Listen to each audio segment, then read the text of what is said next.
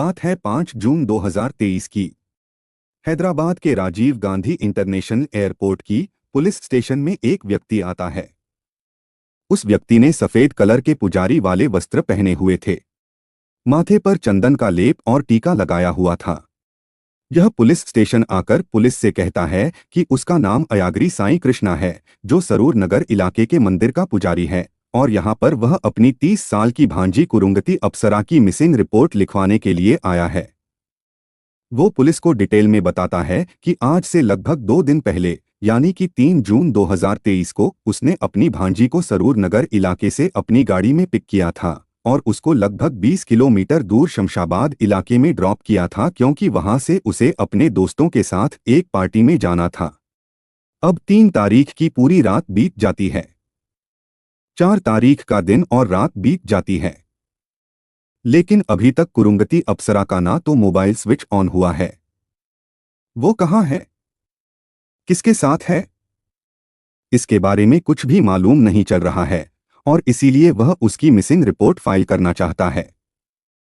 Police उसकी बातों को ध्यान से सुनती है और उसकी मिसिंग रिपोर्ट फाइल करके इस केस की छानबीन शुरू कर देती है।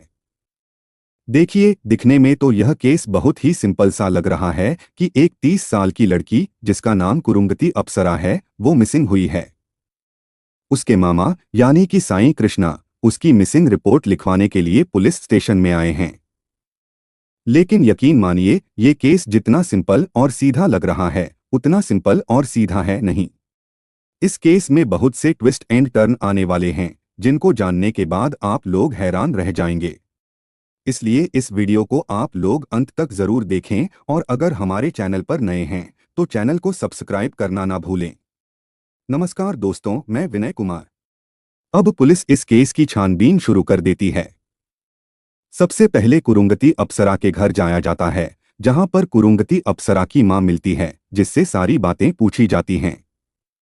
तो वह भी पुलिस को यही बताती हैं कि 3 जून 2023 को कुरुंगती अप्सरा अपने मामा के साथ शाम के तकरीबन 7 बजे सरूर नगर इलाके से निकली थी। उसके बाद वह कहाँ गई, वह किस हाल में है, इसके बारे में कुछ भी मालूम नहीं चल रहा है।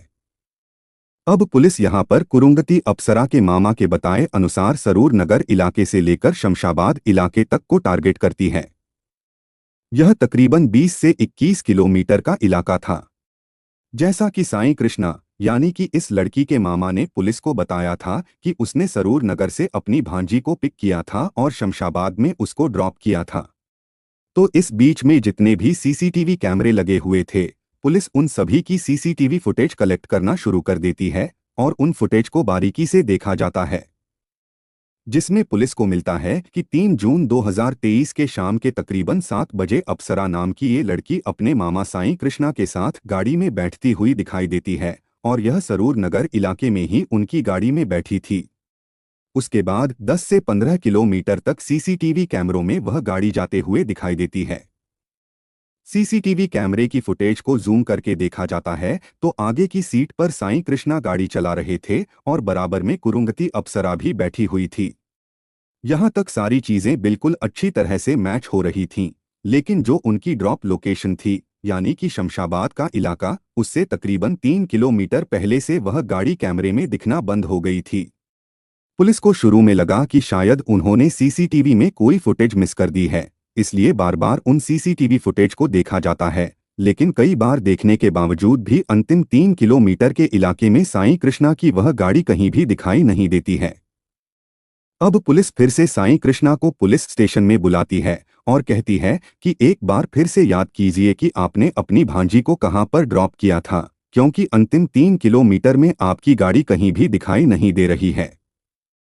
अब यहाँ पर जो साईं कृष्णा होते हैं, वह अपने बयान पर टिके हुए थे और कहते हैं कि मैंने उसे शमशाबाद के इलाके में ही ड्रॉप किया था। आप फिर से सीसीटीवी फुटेज को ध्यान से चेक कीजिए। लेकिन पुलिस बार बार उस फुटेज को देखती है तो ऐसी कोई भी गाड़ी उन्हें दिखाई नहीं देती है। अब पुलिस अपनी जांच का दायरा बढ़ाती है और साईं कृष्णा के साथ साथ अप्सरा नाम की इस लड़की दोनों के मोबाइल की लोकेशन को ट्रैक करती है 3 जून 2023 को शाम 7 से 9 बजे के बीच में। क्या इन दोनों की मोबाइल लोकेशन शमशाबाद इलाके की थी या फिर नहीं? और यहाँ पर एक चौंकाने वाला खुलासा यह होता है कि जैसे साईं कृष्णा पुलिस को कह रहा था कि वह शमशाबाद की लोकेशन पर अपनी भांजी को ड्रॉप करके गया था, वह झूठ था। लेकिन उन दोनों की मोबाइल लोकेशन शमशाबाद इलाके की थी ही नहीं। यानी कि यहाँ पर पुलिस को मालूम चल जाता है कि साईं कृष्णा नाम का यह व्यक्ति पुलिस से झूठ बोल रहा है, और यह फिर से उसे इंटेरोगेट करने के लिए पुलिस स्टेशन में बुला लेते हैं। और इस बार इंटेरोगेशन में अयाग्री साईं कृष्णा के बयान कुछ बदले हुए थे। वह बार बार अपने बयानों को बदल रहा था। उसके चेहरे पर घबराहट साफ दिखाई दे रही थी, जिसको देखकर पुलिस समझ जाती है कि हो ना हो यह व्यक्ति कुछ ना कुछ झूठ जरूर बोल रहा है। अब पुलिस सख्ती से जब इस व्यक्ति के साथ पूछताछ करती है तो यह पुलिस से कहता है कि वह कभी शमशाबाद के इलाके में गया ही नहीं और ना ही इसने अपनी भांजी को वहां पर ड्रॉप किया था, क्योंकि इसने तो अपनी भांजी को पहाड़ों में एक सुनसान इलाके में ले जाकर मार दिया है। अब यह पुलिस को सारी बातें शुरू से बताता है। यह कहता है कि 3 जून 2023 को इसने सरूर नगर इलाके से अपनी भांजी को अपनी गाड़ी में पिक किया था।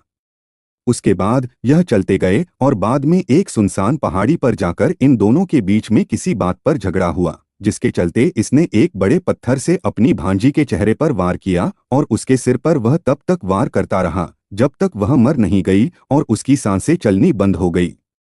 तो इसने अपनी भांजी को अपने ही कार की डिग्गी में डाल दिया और यह वापस अपने घर आ गया। पूरी रात ये यही सोचता रहा कि इसकी डेड बॉडी को कैसे ठिकाने लगाए। अगले दिन ये उसकी डेड बॉडी को जंगल के एक इलाके में ले गया, जहां पर जाकर यह उसको जलाना चाहता था, लेकिन वहां पर उसे पर्याप्त लकड़ी नहीं मिली, जिसके बाद वो फिर से वापस आ गया। फिर से उस डेड बॉडी को उसने अपनी गाड़ी की डिग्गी में ही रखा और रात होने पर उसने अपने मंदिर के पीछे एक सुनसान इलाके में एक मेनहोल में अपनी भांजी की डेड बॉडी को डाल दिया। ऊपर से ढक्कन बंद कर दिया, आसपास मिट्टी लगा दी।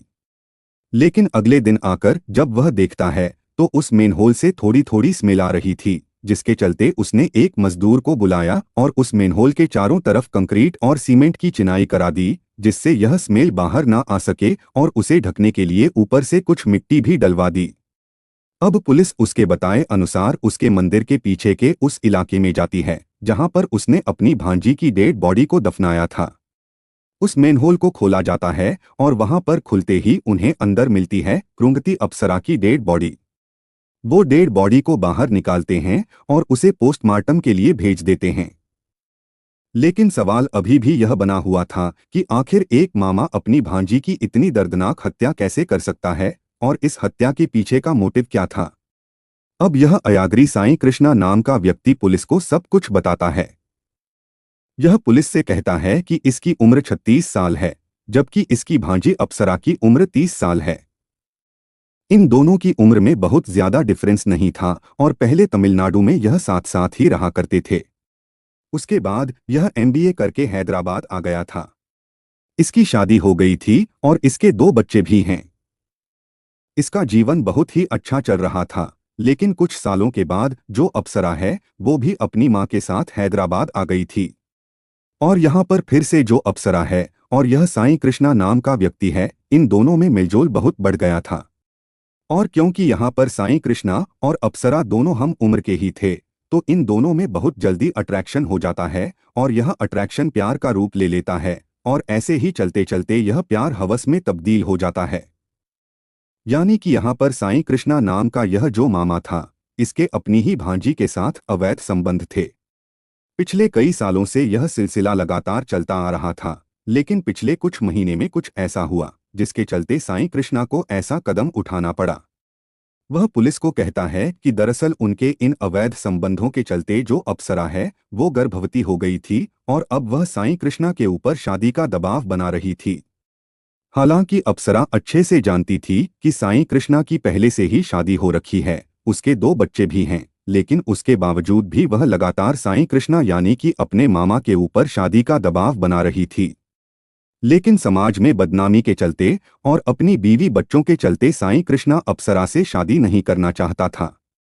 अक्सर वो उसे समझा बुझाकर जो है चुप बैठा देता था, लेकिन जब वह गर्भवती हुई तो उसके बाद वह चुप बैठने वाली नहीं थी। लेकिन यहाँ पर भी साईं कृष्णा जैसे तैसे समझाकर उसका अबॉर्शन कराकर उसे चुप करा देता है। लेकिन उसके बाद से जो अप्सरा है वह लगातार शादी का दबाव उसके ऊपर बना रही थी। जो साईं कृष्णा है अब उसने अप्सरा को रास्ते से हटाने का प्लान बना लिया था। 3 जून 2023 को वो अप्सरा को अपने साथ गाड़ी में एक सुनसान इलाके में ले जाता है। वह पहाड़ी वाला इलाका था। पहले उसे प्यार से समझाता है कि वह उससे शादी नहीं कर सकता, लेकिन यहाँ पर उन दोनों के बीच में झगड़ा हो जाता है और इसी झगड़े के चलते साईं कृष्णा अपनी भांजी को एक बड़े पत्थर से मौत के घाट उतार देता है और उसके बाद उसकी डेड बॉडी को अपने ही मंदिर के पीछे एक सुनसान इलाके में मेन हॉल में दफना देता है। और इस तरह से इस पूरे मामले का खुलासा हो जाता है। सारे सबूतों, गवाहों, सीसीटीवी फुटेज के आधार पर साईं कृष्णा नाम के इस व्यक्ति को जेल भेज दिया जाता है और 27 मार्च 2025 को इसका फैसला भी आया। यानी कि साईं कृष्णा नाम के इस मामा को उम्र कैद की सजा जो है वो कोर्ट की तरफ से सुनाई गई है। लेकिन इस कहानी में एक ट्विस्ट और भी बाकी है जो आगे मैं आपको बताता हूं। दरअसल कुरुंगती अप्सरा नाम की जो यह लड़की थी जिसकी हत्या हुई थी, इसकी भी कुछ पीछे की कहानी है जो बाद में सामने आई। यह पहले तमिलनाडु में रहा करती थी और इसकी शादी भी हो चुकी थी।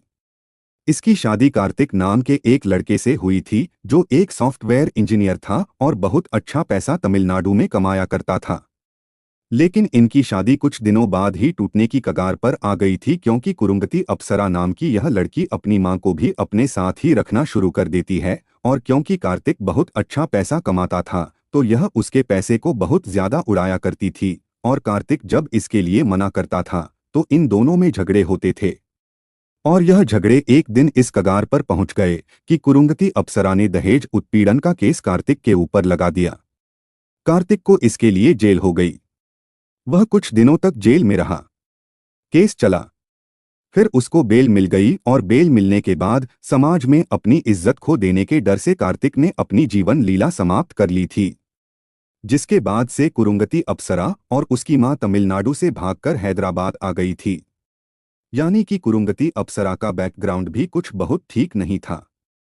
अपने पति को गलत केस में फंसाकर उससे पैसे ऐंठने की कोशिश की थी और उसके बाद तमिलनाडु से हैदराबाद भाग कर आ गई थी और उसके बाद उसने फिर अपने ही मामा से इस तरह के संबंध बनाए थे।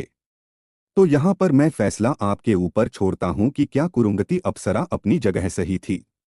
क्या उसने जो अपने पति के साथ किया वो सही था और जो उसके साथ हुआ क्या वो सही था या फिर गलत था? फैसला आपके ऊपर है। कमेंट में अपने राय दे सकते हैं। लेकिन कहीं ना कहीं इस केस को जानने के बाद फिर से यह साबित हो जाता है कि हवस के चलते इंसान अपने खून के रिश्ते तक को दांव पर लगा देता है। इस कहानी को बताने का मकसद यह है कि गलत रिश्ते और अवैध संबंध सिर्फ जिंदगी नहीं पूरे परिवार को बर्बाद कर देते हैं।